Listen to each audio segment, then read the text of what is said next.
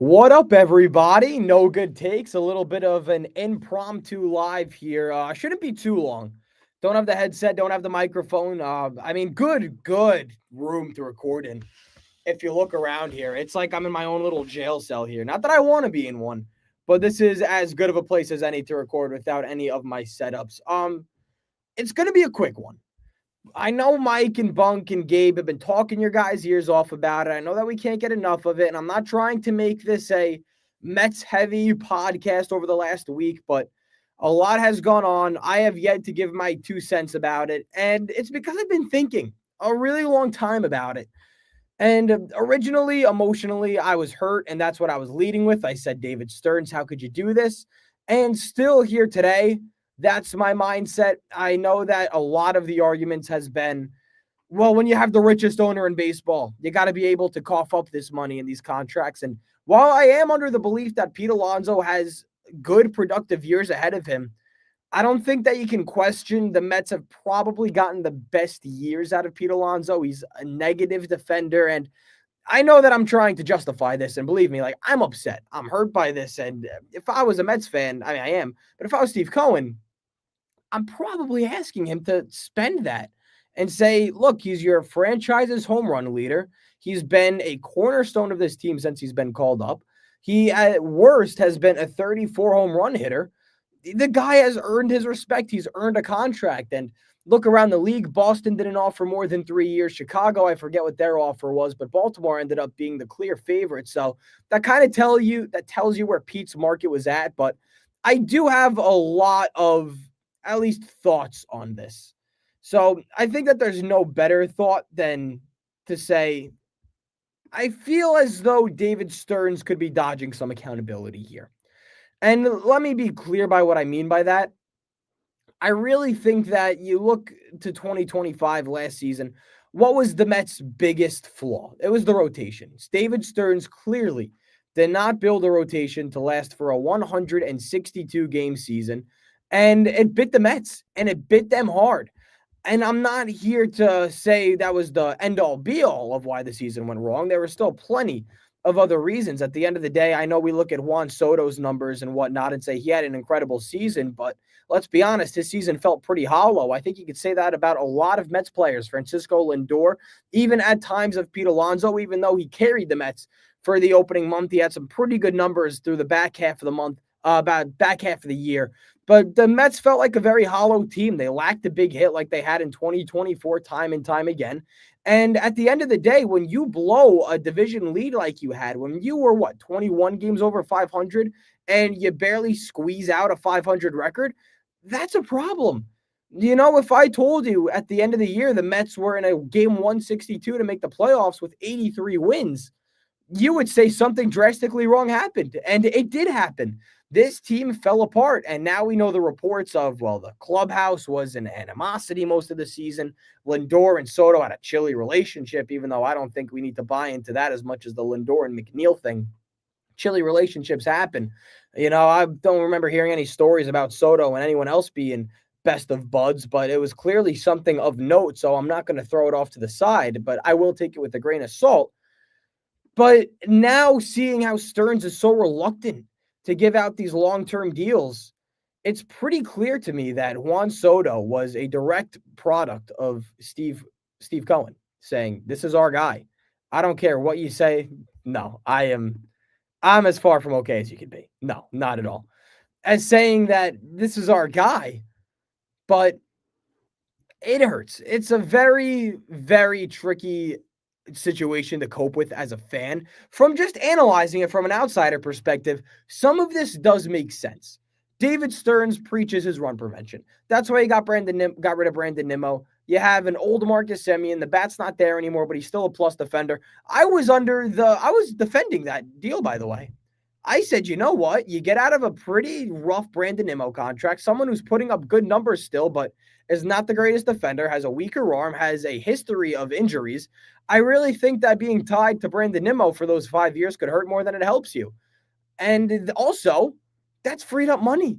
That was money to give to Edwin Diaz. That was money to give to Pete Alonso. And I was saying to myself, this is great. This is very, very great. But with the terms and ideas of where the Mets could be going in the future, I'm lost right now. It feels as though David Stearns is operating kind of how Houston operates, with reluctant to give out these long-term deals. But there's clearly a new direction that the Mets are going to be under. It's going to be with Juan Soto leading the way, as it should be. Francisco Lindor, whatever good years you have left of him, there are plenty of good years left. But, Lindor's in his prime right now. When the Mets, how young of a team they're about to become, if they don't make any more moves, you're kind of wasting Lindor's prime. And you have your young pitchers, McLean, Sproat, Tong, and we'll see what the Mets want to do with Tariq Skubal and whatnot. So it definitely is a slippery slope where the Mets are right now, and David Stearns. And I think Stearns has been stubborn. He's down to this ideology of how he wants to run the team. And in a certain way, I kind of agree with him. I know what we say, richest owner in sports, you got to be able to pay that money. But we saw in 2023 what the richest owner in sports did. It was reckless spending. Max Scherzer, Justin Verlander, reckless spending in 2023. And I'm not saying that Pete Alonso and Edwin Diaz are reckless spending. I think they're pretty good contracts. I mean, Alonso, 31 a year into his age 36 season. I'm not loving that. 36 or 37 season. I'm not loving that, especially with the defensive game that he plays, even though he isn't as bad of a defender as I think metrics make it out to be. One of the best scoopers in the league. I know he has issues throwing over to the pitcher at first. I think he got Senga injured clear as day, and not the most mobile guy out there, but the defense that he has been under the gun for, you would act like he's losing the Mets games at first. He's not. And he's scooping balls, and he's doing a pretty good job. And he's better than what the Mets want to roll out there. The rumors of McNeil and Goldschmidt platooning and Mark Vientos having a spot at first base. If you want to talk about run prevention, I don't think that maybe Goldschmidt, but McNeil and Vientos at first base, you want to talk about run prevention, that goes against what Stearns is preaching. So I'm a little confused there. And another thing that has become perfectly clear to me that nobody has brought up yet, if the Mets don't make that big splash, if New York doesn't go out and get Kyle Tucker, a Cody Bellinger, a Tariq Skubal with a monster trade, which I really don't want to happen given the state of the team right now, it's pretty clear to me that Carlos Mendoza is safe of a job. Because what Stearns has done with this team over the last week or so, winter meetings took an absolute beating. He has not put out a playoff team on the field. He has not. And another interesting aspect to me is, let's think about it. Let's back up here. Pete Alonso, the Mets were never going to go over 3 years with him. That became clear as day. Mets were always reluctant to go over 3 years with him. It was a mess last season. Steve Cohen saying it was tougher to re-sign Pete Alonso than it was with Juan Soto, which is a crazy statement. We know that Scott Boras is a headache, but David Stearns is a headache too. Let's not paint this how it's not. Stearns is a headache. So if you know the Mets were never going to be able to go over 3 years with him, they never wanted to do that. You knew other teams were going to. Pete Alonso was never in this team's long-term plans. It's clear as day, and it sucks. With Steve Cohen and his comments to the New York Post about saying it's a long offseason left, I know how you fans feel. You have every right to feel that way. Cohen knew. Steve Cohen knew Pete Alonso was never coming back. And that is my silver lining in all of this. That's my saving grace, that the Mets knew that Alonso was never going to come back. The Mets had at least concepts of a trade in place for Brandon Nimmo to go and get off of that contract. So something's got to be coming, right? Am I crazy for thinking that? Steve Cohen, who grew up a Mets fan, who promised the Mets fans a World Series by 2026. Clock is ticking. Here we are, Uncle Stevie. And I'm not saying that they're going to have to go and compete this year, because clearly I don't think there's enough this team can do in one offseason to go and compete, losing a 40-plus home run hitter, losing Brandon Nimmo, who has still productive years in his bat, losing the best closer in baseball with a bullpen that was taxed and overworked because of a rotation that couldn't get past 5 innings most of the time. It's clear the Mets are not going to be in a spot to compete for a World Series. Too much needs to be fixed. And you got to remember, re-signing Edwin Diaz, re-signing Pete Alonso, not trading Brandon Nimmo wasn't to make the Mets better. That was just to get them back to square one, which was an 83-win team. Which, keep in mind, is another reason why I can sit here on the other side of the coin and say, I understand. It was an 83-win team. A lot of that goes to the rotation. A lot of that goes to the bullpen. But let's address the elephant in the room here. We have had the core of Francisco Lindor, Pete Alonso, Brandon Nimmo, whoever else, Jeff McNeil, even though he's a shell of what he was. We've had this since 2021. What have we seen since then? The Mets collapsed in 2021. COVID with the expanded playoffs, they couldn't even get in. 2022, 101 wins. You didn't make it out of a wild card round because you ran out of steam at the end of the year. You let the Braves catch you, even though they were playing amazing baseball. You should have never lost to the Padres as a 101 win ball club. Look at Detroit this year. They lost out on the AL Central. They were a game away from the ALCS. Didn't let it stop them. It is ridiculous to me. It's ridiculous to me. It's the best way to put it. This core underachieved. Greatly, they underachieved. So you can't ignore that. Do I blame Stearns for letting Pete Alonso walk? No, but I wish they would have offered him something. It's a slap in the face. And there is a huge difference, and you got to draw a line here of business and emotion. And David Stern runs strictly on business. And hey, Mets fans, this is what we knew was going to happen, right?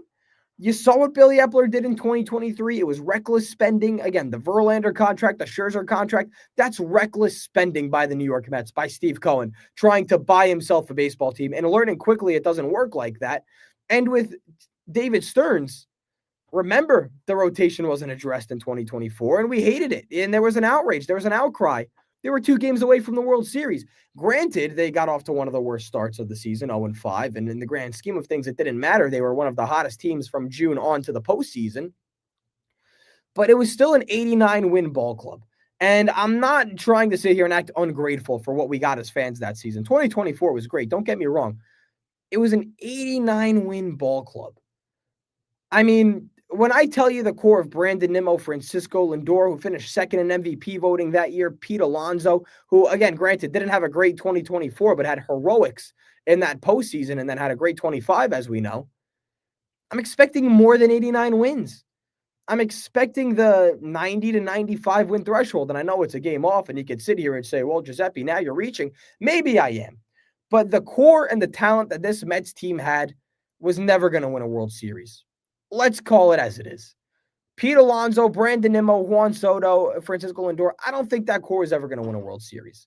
Now, am I going to sit here and tell you that the platoon of Jeff McNeil and Paul Goldschmidt at first base and seeing what other options there are out there, older and defensively sound, is that going to win a World Series? Absolutely not. But the Mets are getting younger. Jet Williams is waiting in the wings. Carson Bench has every opportunity to be the team's starting opening day center fielder. Even Jet Williams has the case to be on this opening day roster, whether he's starting or not. And Ryan Clifford is now in the conversation. Is he going to be ready by opening day? No, I'd be absolutely shocked if he is. But the fact of the matter is, you got to throw his name in there now. You do. If the Mets don't make a move at first base, Ryan Clifford is a name you're going to have to bring up, even though I know he won't be ready by opening day, but it's a long season. You don't know where it's going to be. So where we sit now is interesting.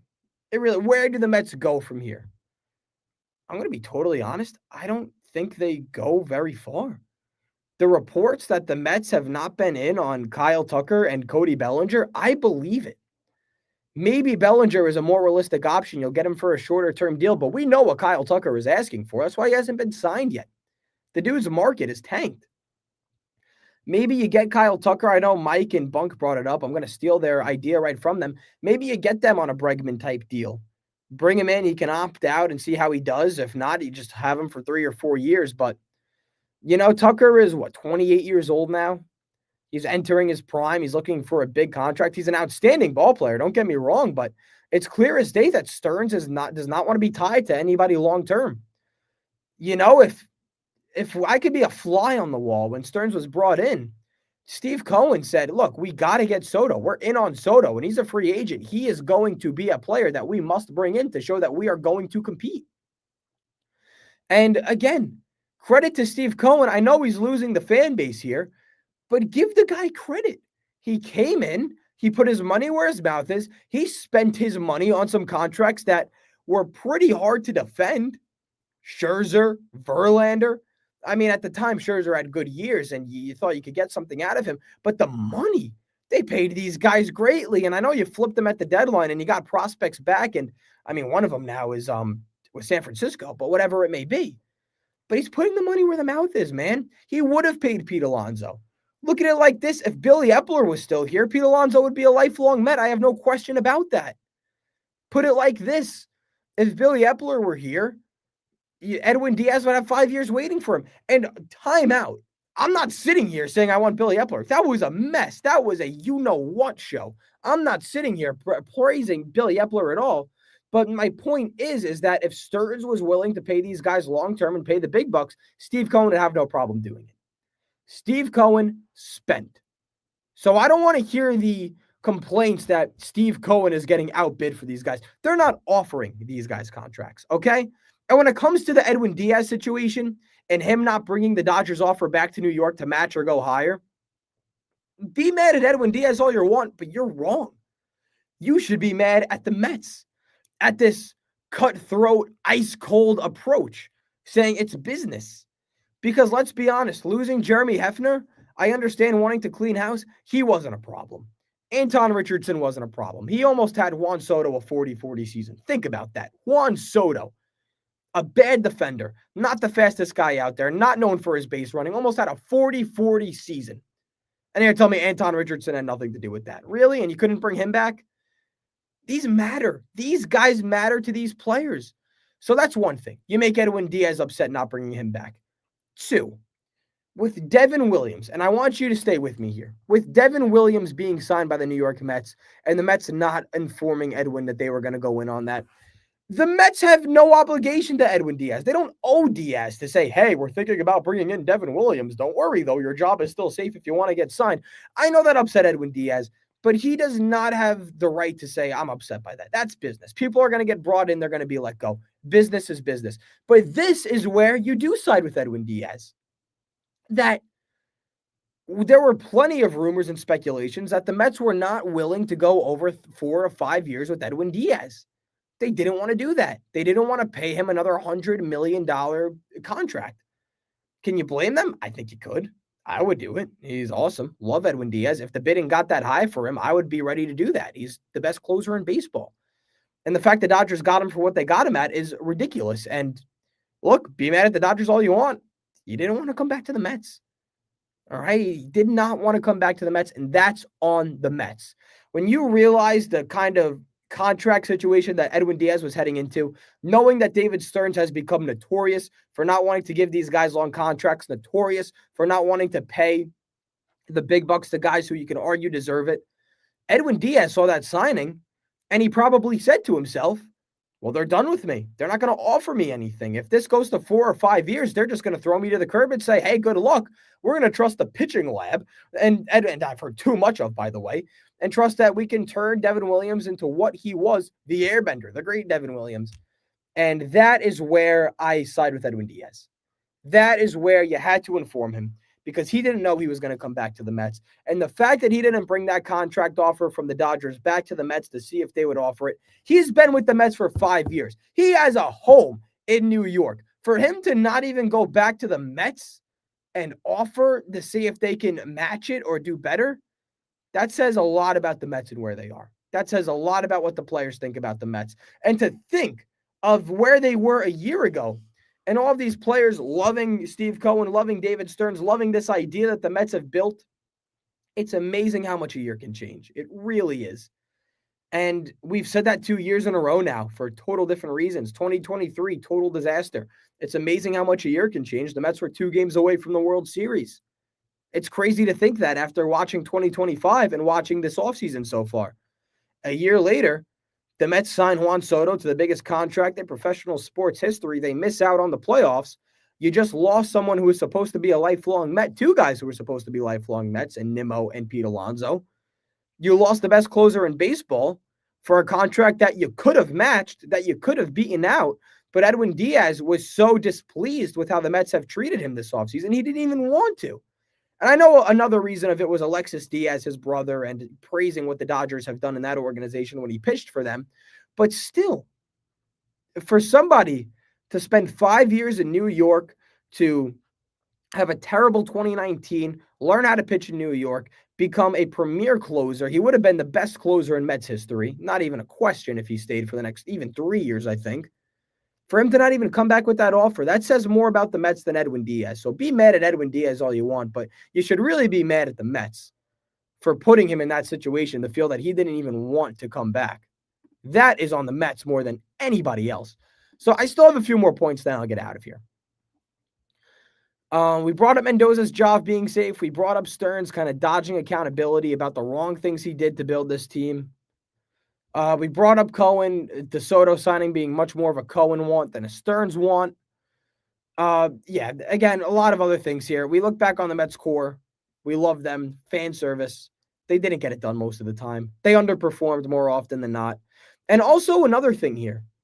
With Jed Williams and Carson Bench and whatever other prospects that could become getting called up, the worst thing you could do, or could be in professional sports, in my opinion, is be a prospect on a team that's ready to win now. You see it everywhere. Brett Beatty was stunted, his growth coming up and down. Mark Vientos going up and down, his growth was stunted. Francisco Alvarez took over, but I think he was called up a little too soon. It's going to be a good thing for these young kids at the very least if the Mets make no more moves. Carson Bench can go excuse me, Jesus Christ. Carson Bench can go through the growing pains of being a young kid in the MLB. Jet Williams can do the same thing. And as a Met fan, you expect to win now after 2024. After 2025, it was still there. You still had players who had outstanding seasons like Pete Alonso, like Brandon Nimmo. But, you know, you still have a young rotation to work out. You're going to get Nolan McLean for a year. Jonah Tong will be back up eventually. You'll see what you have with Brandon Sproat. And that's not to mention Clay Holmes coming back, Sean Manaea, a healthy Sean Manaea. The rotation is going to be very young. They'll probably get hit around more often than not as, you know, teams starting to figure these guys out. But look, I think that's where the Mets are heading right now. They want to become younger. They want to build this new core. And if I could be totally wrong, and these guys could all be packaged for Tariq Skubal tomorrow, but judging how David Stearns has run with this team as of lately, I think he wants to get younger.